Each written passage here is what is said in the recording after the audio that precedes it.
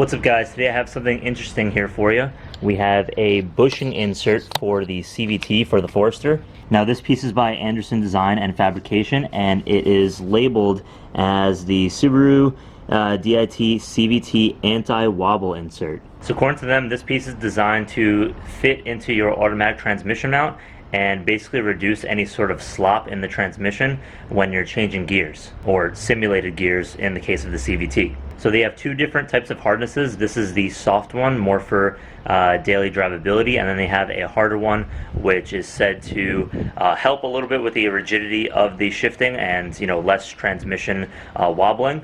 But it could be a little bit more rough in daily use. So this seems pretty straightforward. They didn't include any grease or anything, but that's okay. We're going to use some anti-seize that we have. And I actually have the car up already. We were doing some other work on it, so let's go ahead and hop underneath the car and I'll show you how to install this. Oh, but before we do that, shout out to the guy in my comment section. I believe it was on the last video. If you guys haven't checked that out already, I'll leave a link or a card right now on the screen.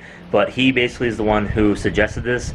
Anderson Design, from what I understand, is an off-road company. They do a lot of Subaru stuff for lift kits.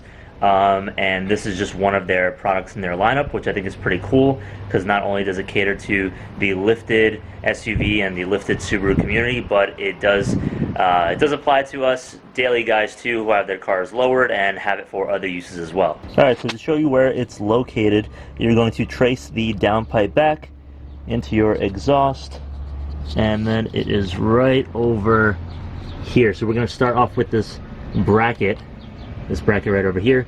So right where this exhaust hanger is, it's right behind it, and there's a couple of bolts here. I believe they're 14 and 13 millimeter here and here. So we have our impact wrench. We're gonna get to removing them.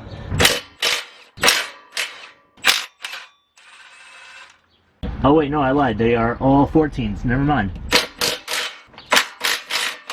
Alright, and one important thing to note is that you want to support the transmission with a jack, which I'm going to go and do right now, because halfway through this I forgot, and that's dangerous.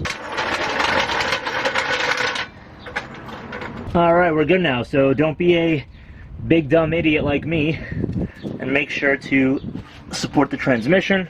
Alright, so we got all of them out except for one. It's kind of hard to get to, so we're going to use our wrench here instead. Hopefully we have the clearance. I don't think we do. Okay, we need to use something else. Shit. Alright, so here's the key. So right over here there are two 12 millimeter bolts holding on this exhaust hanger, so when you take them off there's a little bit more play. So now you can reach this last 14 millimeter and take it off. I'm actually going to use the drill instead, or the impact driver, because this is being a pain in the butt with the hand tool. Alright, let's give this a shot. We have our little angle adapter thing here, along with our 14 millimeter and a bit of an extension too. There she goes. So she's hanging low. And just slip this piece right out. Probably the other way would be easier. Yeah, there we go. Alright, cool. So I'm just going to set that down, and this is our piece. So I can't get the best angle to show you guys. Maybe I could zoom in a little bit, but basically this opening right here is where our bushing is going to go into. So I don't know if I should try to put some grease on it and slip it on without taking off these 4 bolts that are over here, 1, 2, and 2 on the other side over here as well. So I don't know if I should, I don't know which route I should go. The bolts do look fairly easy to get to, so let me see if I could fit my driver up in there, see if we have some clearance, and we'll try and actually remove the whole thing. Okay, so we managed to remove the transmission mount, and now we have our bushing here. We have everything in a box because we're going to be using some anti-seize to try and lube everything up and get it in there. Hopefully we don't have to use a vice press. It recommends that we do use a vice press, but let's see, we might not have to. I really think we're going to need it, but let's just give it a shot. Alright, so I'm going to start off by lubing a little bit of the inside of the mount. Not too much on the actual mount itself, but just a little bit to kind of help it slip on through. And let's do the other side as well. And now on the actual bushing itself.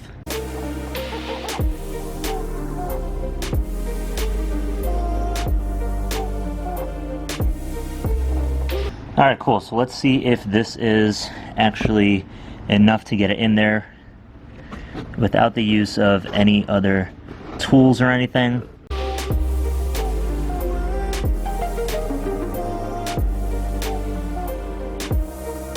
Alright, so from what I'm seeing, the biggest thing that needs convincing is the center part right over here, until the actual circle of this can wrap around and catch around, you know, where this piece is, this middle piece. So we're going to keep trying just a little bit with our hands. It's actually going in quite well. Oh yeah, it just popped right in. Nice. Yeah, didn't even need to use a vice press, so pretty sweet. I think that's in there all the way. Yeah, it's actually, it went through to the other side as well. So I'm just gonna give this a quick wipe down and we're ready to work backwards and reinstall this thing. Man, this thing is looking pretty good. So we cleaned it up nicely. We did as best of a job as we could. This side looks good. This side, it's like grooved and stuff. There's a bunch of little lines, so it's really hard to get it out of those little pieces. But yeah, it's ready to get reinstalled on the Forester.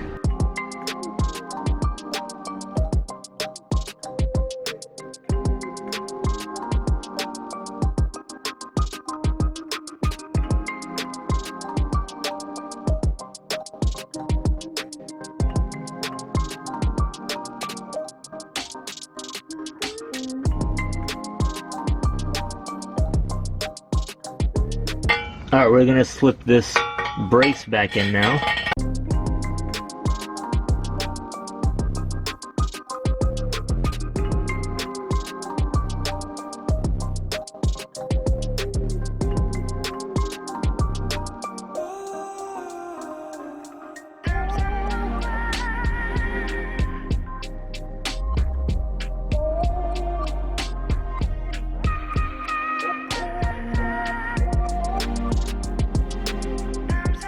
Alright, so everything is put back together.